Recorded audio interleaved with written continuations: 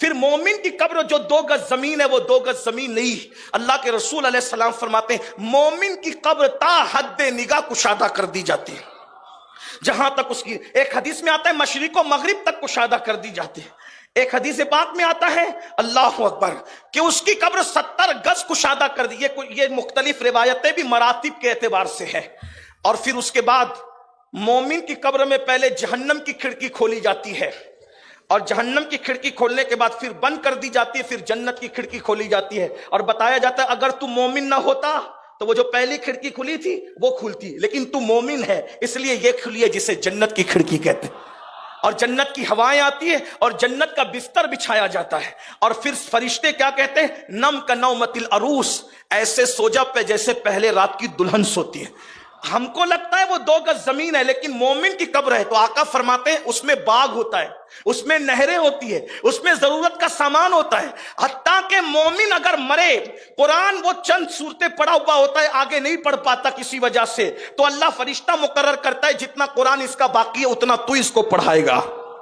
مومن کی قبر ہوتی ہے اگر حفظ شروع کیا تھا اور مر گیا تو اللہ اکبر اللہ فرشتہ مقرر کرتا ہے کہ تو اس کو حفظ کرائے گا اور قیامت سے پہلے پہلے اس کو حافظ کی شکل میں اٹھایا جائے گا. اللہ اکبر. پھر وہ مومن ہوتا ہے اس کو قبر میں نماز پڑھنے کی اجازت دی جاتی ہے. وہ مومن ہوتا ہے اس کو سونے کا قرآن قبر میں عطا کیا جاتا ہے, اس کو تلاوت کی بھی اجازت دی جاتی ہے. اور وہ مومن کی شان کیا ہوتی ہے قبر میں روحیں آتی ہے. حدیث پاک ہے مومن ہونے کا فائدہ, اوروں کی تو تنگ ہو گئی, کیڑے آ گئے, مکوڑے آ گئے, سانپ آ گئے, بچھو آ گئے, لیکن وہ مومن جسے حضور مومن کہیں, وہ مومن جسے اللہ مومن کہے, وہ مومن جسے قرآن مومن کہے, وہ ایمان والے کی قبر میں فرشتے آتے ہیں, رشتہ داروں کی روحیں آتی ہے. علامہ جلال الدین سیوطی شرح الصدور میں یہاں تک لکھتے ہیں کہ روحیں آ کر کے بیٹھتی ہے, بیٹھ کر کے یہاں تک باتیں ہوتی ہے وہ فلاں میرا بیٹا تھا اس کی شادی ہوئی کہ نہیں ہوئی, وہ رشتہ دار میں فلاں لڑکی تھی اس کی شادی ہوئی کہ نہیں ہوئی, وہ کیسے ہیں, یہاں تک کے باتیں ہوتی ہے.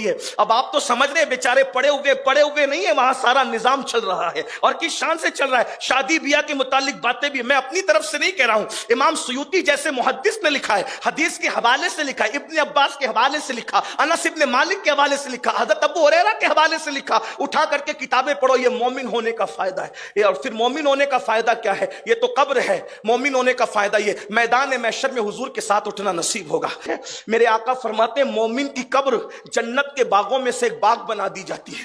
تمہیں بظاہر لگتا ہے کہ یہ 2 گز زمین کا ٹکڑا ہے لیکن مومن ہونے کا فائدہ یہ, دیکھو ہمارے یہاں یؤمنون بالغیب, غیب پر ایمان لانا ضروری ہے, چھپی ہوئی باتوں پر ایمان لانا ضروری ہے. تو ہم مومن ہیں, انشاءاللہ ہماری قبر اگر ایمان پر گئے, حضور کی وفا پر دنیا سے گئے, حضور سے وفا کرتے ہوئے دنیا سے گئے, مومن گئے دنیا سے, تو کیا ہوگا فرماتے ہیں جنت کے باغوں میں سے باغ ہو جائے گی قبر. اللہ اکبر. یہاں میں لوگوں کو کہتا ہوں کیوں باغ ہوگی جنت کے باغوں میں سے, کیونکہ قبر میں حضور تشریف لائیں گے. تیسرا سوال قبر میں رسول اللہ کے بارے میں پوچھا جائے گا, ان کے بارے میں کیا کہتا تھا, کیا کہتا ہے نہیں, کیا کہتا تھا, ما کنت تقول بحق حاضر رجل, ان کے بارے میں کیا کہتا تھا, ان کے بارے میں کیا کہتا تھا. یعنی ابھی تجھے اپنی بولی بدلنے کی اجازت نہیں ہے, دنیا میں کیا کہتا تھا وہ بتا. لوگوں کا سن سن کے بکتا تھا, اپنی طرح ہے, وہ تو ان پڑھ ہے, ان کو تو کچھ نہیں آتا, وہ تو بیٹی کی بخشش نہیں کروا سکتے, کیا بکتا تھا پھنسے گا. لیکن اگر تو عاشقوں میں ہوگا, ہم تو یہاں بھی کہتے ہیں حضور ہم آپ کو کیا کہیں ہمارا دل نہیں بھرتا, ہم آپ کو کیا کیا کہیں دل نہیں بھرتا, بلکہ ہم تو بریلی کی تاجدار کی زبان لے کے کہتے ہیں سرور کہوں کہ مالک و مولا کہوں تجھے, باغ خلیل کا گل زیبا کہوں تجھے, حرما نصیب ہوں تجھے امید کے کہوں, جانے مراد مراد نہیں جانے مراد, کانے تمنا کہوں تجھے. اللہ رے تیرے جسم منور کی تابشیں, اے جانے جا میں جانے تجلا کہوں تجھے. صبح وطن پہ شام غریبا کو دو شرف, بے کس نواز گے صبح والا کہوں تجھے. مجرم ہوں اپنے عفو کا ساما کروں شہا, مجرم ہوں اپنے عفو کا ساما کروں شہا, یعنی شفیع روز جزا کا کہوں تجھے. اللہ رے تیرے جسم منور کی تابشیں, اے جانے جا میں جانے تجلا کہوں تجھے. تیرے تو وصف عیب تناہی سے ہے بری, حیران ہوں میرے شاہ میں کیا کیا کہوں تجھے. اور کہہ لے گی سب کچھ ان کے سنا خاں کی خاموشی, چپ ہو رہا یہ کہہ کے میں کیا کیا کہوں تجھے. لیکن رضا نے ختم و سکون اس پہ کر دیا, خالق کا بندہ خلق کا آقا کہوں تجھے. مومنو،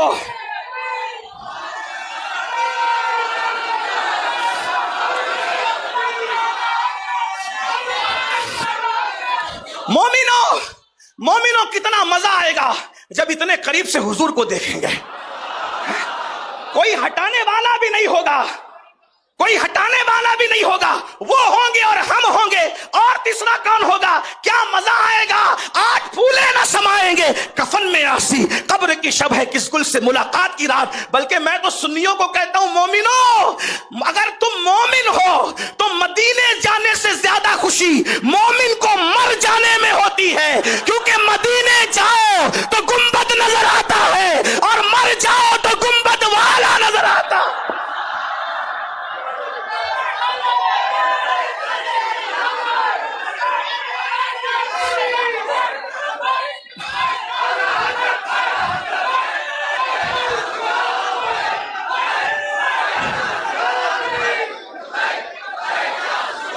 صرف یقین کی ہے، یقین کی.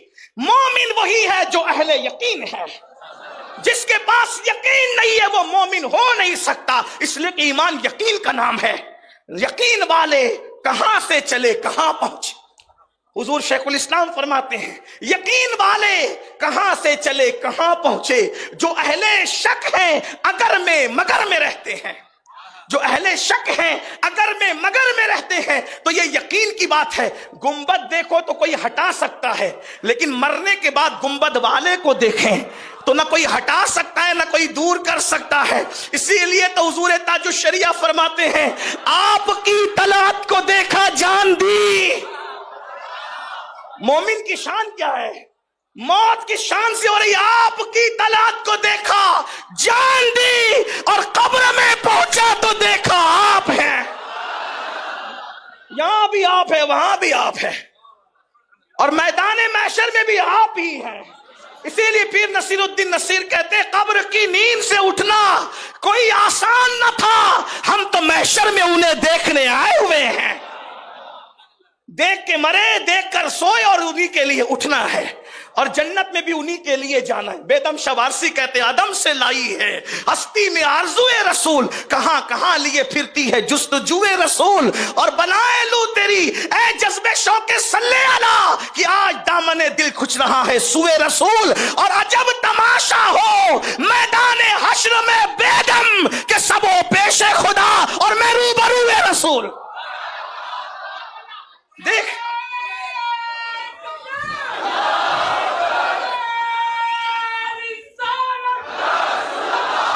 یہ سب نعمتیں صرف مومنوں کو نصیب ہے.